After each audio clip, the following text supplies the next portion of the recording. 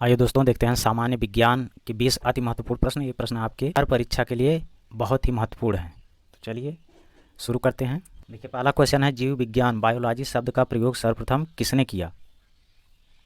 तो जीव विज्ञान शब्द का प्रयोग सबसे पहले किया था लैमार्क तथा ट्रेवेरेनस ने, ठीक है ना। जीव विज्ञान शब्द का प्रयोग किसने किया?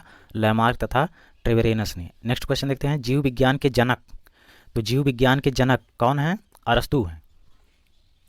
देखिए दोनों क्वेश्चन में डिफरेंस है। जीव विज्ञान शब्द का प्रयोग किसने किया? तो शब्द जो प्रयोग किया वो सबसे पहले लैमार्क तथा ट्रेवेरेनस ने किया, लेकिन जीव विज्ञान का जनक कौन है? अरस्तु। अगला क्वेश्चन देखते हैं, वनस्पति विज्ञान के जनक कौन है? तो वनस्पति विज्ञान के जनक हैं थियोफ्रेस्टस। थियोफ्रेस्टस। नेक्स्ट क्वेश्चन देखते हैं, चिकित्सा शास्त्र का जनक किसे कहा जाता है? चिकित्सा शास्त्र का जनक किसे कहा जाता है? किसे कहा जाता है? हिप्पोक्रेटस को। किसको कहा जाता है? हिप्पोक्रेट्स को। नेक्स्ट चलिए देखते हैं, हिस्टोरिया प्लांटेरम पुस्तक के लेखक कौन हैं? तो इस पुस्तक के लेखक हैं थियोफ्रेस्टस। नेक्स्ट क्वेश्चन देखते हैं, चिकित्सा शास्त्र के विद्यार्थियों को किसकी शपथ दिलाई जाती है? तो जो चिकित्सा शास्त्र के जनक हैं उन्हीं की शपथ दिलाई जाती है। किनको? जो चिकित्सा शास्त्र के विद्यार्थी हैं। तो किसकी शपथ दिलाई जाती है? हिप्पोक्रेट्स की। देखिए माइकोलॉजी में किसका अध्ययन किया जाता है? माइकोलॉजी। माइकोलॉजी में कवक का अध्ययन किया जाता है। इसी तरह से होता है फाइकोलॉजी। फाइकोलॉजी में शैवालों का अध्ययन किया जाता है।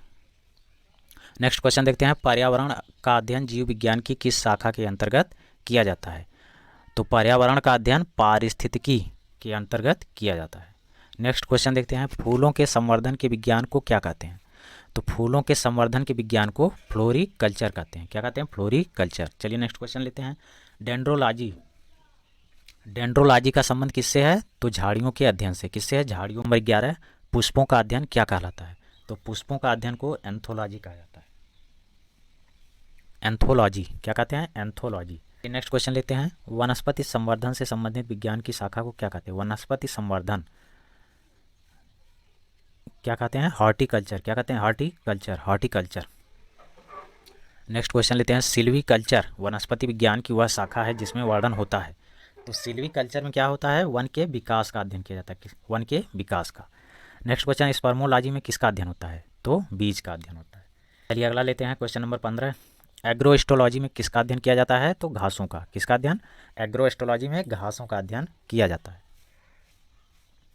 अगला क्वेश्चन है क्वेश्चन नंबर 16, देखते हैं, पीडोलॉजी में किसका अध्ययन किया जाता है? पीडोलॉजी में मिट्टी का अध्ययन किया जाता है। पीडोलॉजी में मिट्टी का अध्ययन किया जाता है।